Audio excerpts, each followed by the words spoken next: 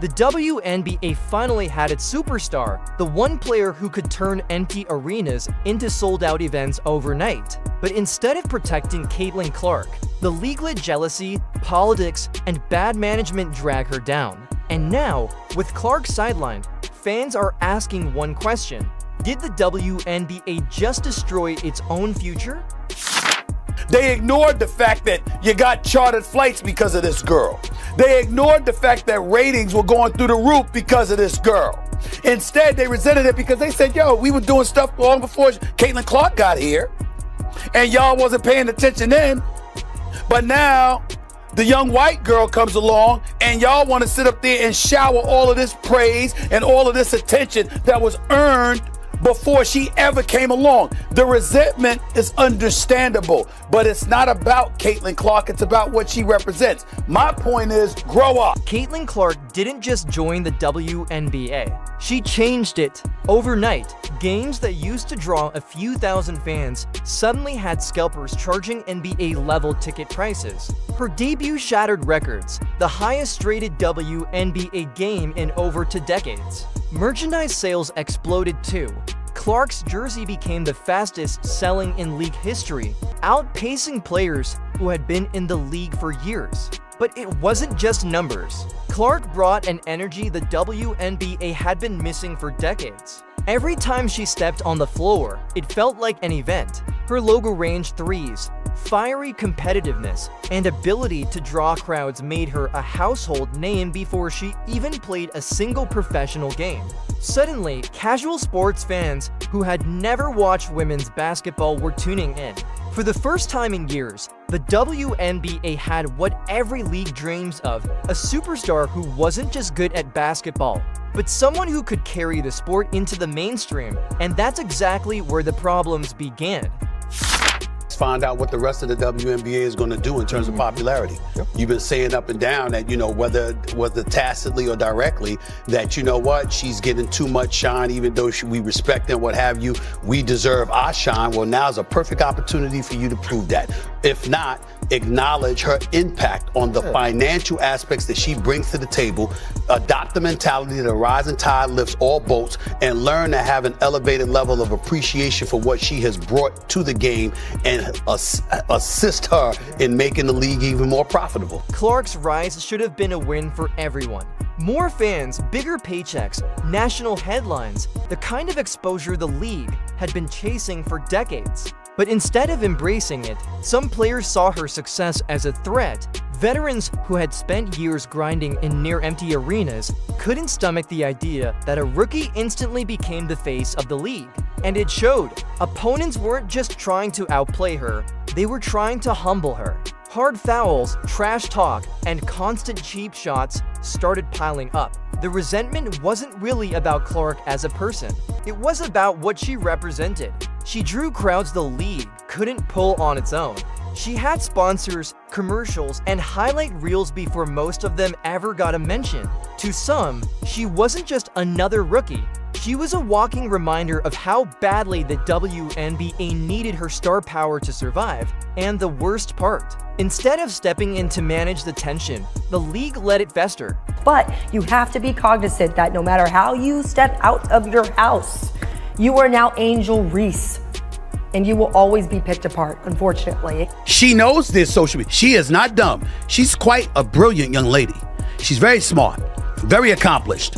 And on top of it all, she is in this age where she does know social media exists. And she has exploited it to her advantage. And so when you take that into consideration, that means you're mindful of the imagery and the perception that you're assisting in creating about yourself. The WNBA had lightning in a bottle. All they had to do was protect Caitlin Clark, market her the right way, and let the momentum build. Instead, they dropped the ball at every turn. Commissioner Kathy Engelbert downplayed Clark's impact, insisting she was just one of many stars, even while Clark was single-handedly filling arenas the league couldn't sell out for decades. The message was clear. Instead of embracing the superstar who could finally carry the WNBA into the spotlight, Leadership wanted to pretend everything was business as usual. On the court, it was even worse. Clark became a target. Opponents hit her with flagrant fouls, hard screams, and reckless plays, and refs often swallowed the whistle. For any other league, a rookie drawing record-breaking ratings would be treated like royalty. In the WNBA, she was treated like a problem to be managed. And when it came to marketing, the league somehow managed to make Clark feel ordinary. Generic ads, weak storylines, and no real push to capitalize on her growing fan base. Instead of turning her into the face of women's basketball, the WNBA acted like they didn't know what to do with her at all. It was a masterclass in mismanagement, and it set the stage for disaster. Unfortunately, though, the celebration in the WNBA, it was cut short yesterday afternoon as WNBA players learned the harsh lesson: be careful what you wish for. Headline at the New York Post: Caitlin Clark sidelined with Indiana Felines announcing shock injury. Keyword: shock. This injury was shocking, but not for reasons that you may think. Then came the moment everyone feared. Caitlin Clark went down. One hard fall, one wrong step, and suddenly the WNBA's brightest star was sidelined. And just like that, all the cracks the league had tried to cover up were exposed. Ratings that had been breaking records, they started to dip the moment Clark wasn't on the floor. Ticket prices that once skyrocketed, resellers slashed them because fans weren't paying premium money to see anyone else. Even sponsors who had been lining up to attach their brand to Clark's name suddenly went quiet. The league had bet everything on Clark's ability to bring in fans, but they never built a plan to protect her. No extra security, no stricter officiating, no effort to ease the pressure that came with being the face of the league, just 22 years old. And when she went down, it wasn't just Clark who was hurting. The entire WNBA's momentum collapsed overnight. Fans weren't angry at Clark, they were angry at the league. Because deep down, everyone knew this wasn't bad luck. It was preventable. Fanatics also reported a 100% increase in sales for WNBA-specific merchandise. It started with Caitlin Clark. And so now that we know all of this, and we've known that for months, now we get to turn around and look and see what exactly is it that the league will do. While most of the sports world offered safe get well soon messages, Stephen A. Smith did the exact opposite. He went nuclear. On national television, he ripped into the WNBA like a prosecutor building his case. He called out the players for targeting Clark with reckless fouls. He blasted the referees for letting it slide. And he didn't hold back on league leadership, accusing them of sitting on their hands while their biggest star was being dragged down. Smith's voice wasn't just angry, it was urgent, almost desperate. His point was simple: protect your superstar, or watch the league crumble.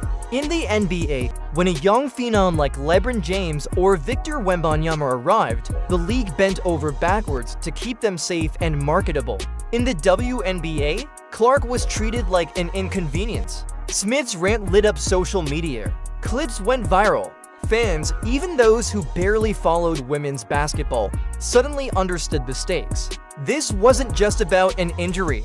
This was about the WNBA's future. And according to Stephen A., the league was blowing it. Thanks to Clark, Indiana led the league in attendance both at home and on the road. The Fever averaged 17,035 fans at home and over 15,000 on the road. 4 teams moved home games to bigger arenas when Indiana came to town to accommodate more fans. That's about Caitlin Clark. How do we know this? Attendance for the entire league was up nearly 50% last year. According to data from across the timeline, and Indiana led all teams with an average attendance of 17,035. That was up 319% from the year earlier.